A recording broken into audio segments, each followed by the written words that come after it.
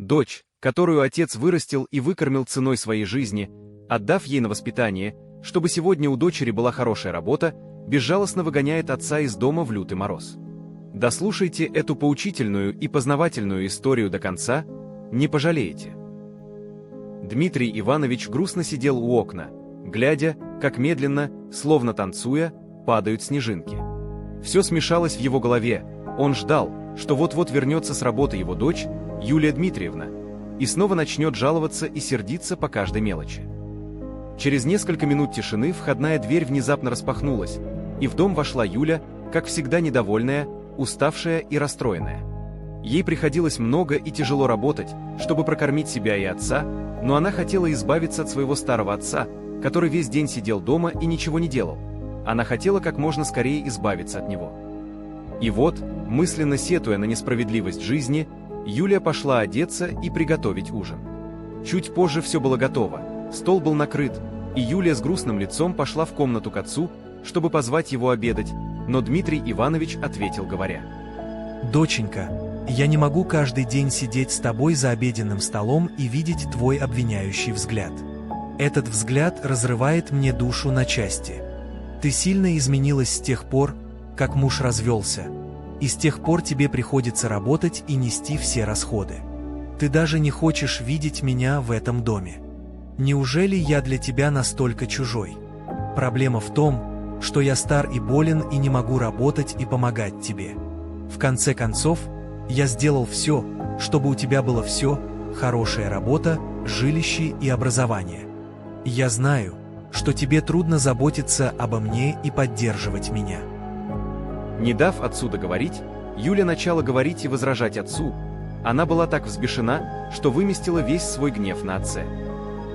«Неужели ты настолько неблагодарен, что вместо того, чтобы помолчать и спокойно пойти поужинать, начинаешь со мной спорить и действовать мне на нервы, глупый старик?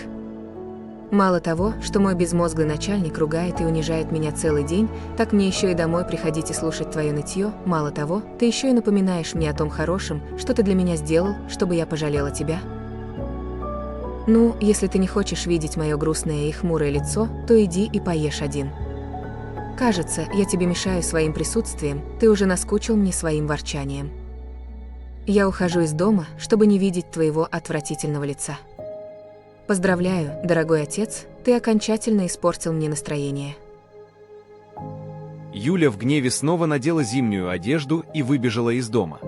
Ее так утомила однообразная жизнь, что ей захотелось пойти в ночной клуб и немного расслабиться, просто забыть обо всем, что ее беспокоило. А пока Юлия направлялась в ночной клуб, Дмитрий Иванович сидел в комнате и горько плакал, мысленно проклиная и обвиняя себя в том, что не дал своей дочери хорошей жизни и позволил Юле выйти замуж за недостойного и никчемного человека, который разрушил ее жизнь. Наплакавшись, Дмитрий Иванович, не принимая пищи, принял успокоительное и лег на кровать. Укрывшись теплым одеялом, он на мгновение закрыл глаза и сам не заметил, как постепенно погрузился в глубокий сон. Лишь через 2 часа Дмитрия Ивановича разбудили громкие звуки, доносившиеся из гостиной. Он медленно поднялся и пошел в гостиную, чтобы посмотреть, что там происходит. Войдя, он увидел свою дочь, пьяную, танцующую с 2 неизвестными мужчинами под громкую музыку. Он позвал дочь, но Юлия не ответила, после чего пошел и выключил музыку.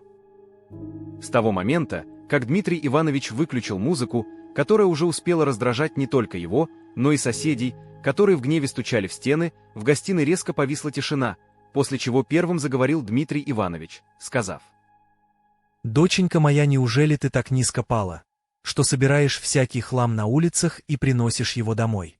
Этим людям нет места ни в нашем доме, ни в твоей жизни. Выгони их из моего дома немедленно, пока мы окончательно не опозорили весь дом. Ты губишь себя всем этим. Если ты продолжишь жить с этими безнравственными и грязными привычками, ты полностью разрушишь свою жизнь. Мое сердце не выдержит этой боли. Насколько далеко ты зайдешь, Юлия? Что ты делаешь со мной? Боже мой, помоги мне в эту тяжелую минуту». Юля снова ничего не ответила, а лишь посмотрела на стоявшего справа от нее мужчину по имени Егор и подмигнула ему. Дмитрий Иванович не понял, что это значит, Но вскоре Егор подозвал к себе другого мужчину, и они разговорились между собой, а Егор сказал другому, которого звали Степа. «Брат, пора выгнать этого старика из дома».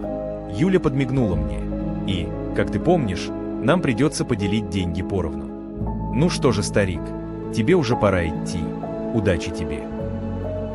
С этими словами Егор подошел, крепко схватил Дмитрия Ивановича за руки, вывернул назад и свистнул Степе, чтобы тот открыл входную дверь. Дмитрий Иванович сопротивлялся, кричал и звал на помощь Юлю, но тщетно. Вскоре дверь дома распахнулась, и бедного старика безжалостно вышвырнули из собственной квартиры. От мощного удара Дмитрий Иванович упал на землю и обернулся, чтобы бросить последний взгляд на свой дом, но в этот момент к двери подошла Юля, широко улыбаясь и смеясь, помахала бедному отцу рукой и с грохотом захлопнула за собой дверь. Дмитрий Иванович встал, вышел из дома без теплой одежды, в домашней одежде и направился к скамейке перед двором.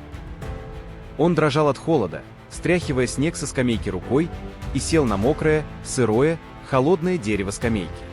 Он посмотрел на здание, затем закрыл лицо руками и громко, горько заплакал. Казалось, вот-вот закончится его жизнь. Он останется без дома, потеряет единственную дочь и умрет от страшного холода этой ночью. Дорогие зрители, эта история еще далека от завершения. Оставайтесь с нами, чтобы услышать продолжение истории.